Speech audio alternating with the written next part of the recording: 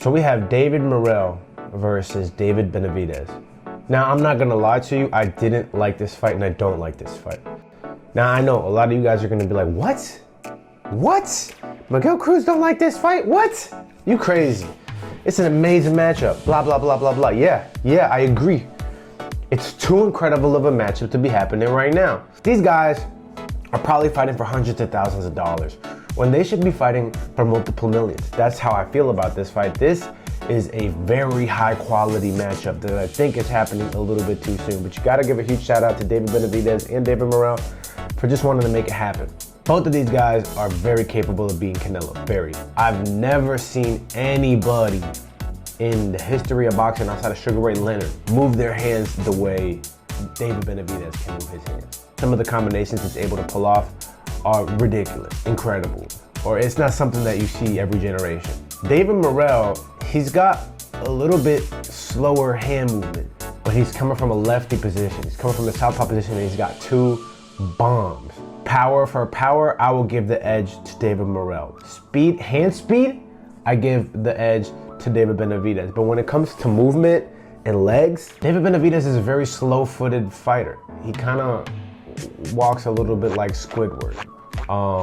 Versus David Morrell, he's got really good legs. He's really good at the in and out game. He's really good at, bouncing, moving, coming in, giving angles. Even though his hands are not as fast, his legs work a lot better, which I think that's gonna be his advantage, and what's gonna give David Benavidez a lot of trouble in this fight is gonna be the legs of David Morrell. I think he has the ability to do both, press forward and be a lion, or move backwards and box like a cheetah.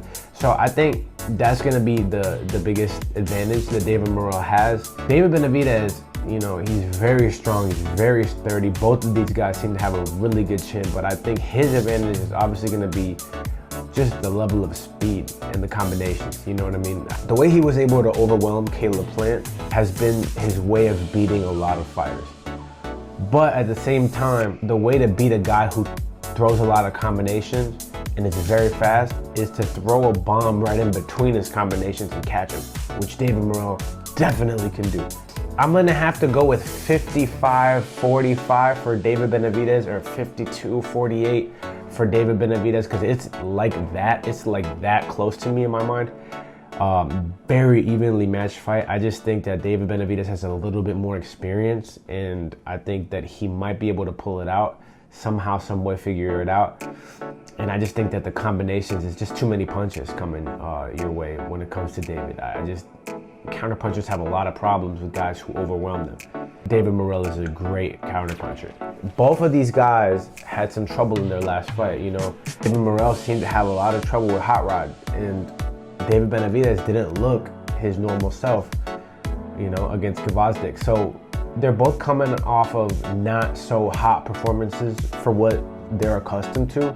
Both of their last fights made them look very human. Whoever wins this fight is definitely going on the pound for pound list. I think David Benavidez kind of deserves to go on the pound for pound list a long time ago. It's gonna be a hot fight. It's gonna be a hot night. Now, out of the press conference, normally I usually decide who won the press conference, but this press conference was kind of even.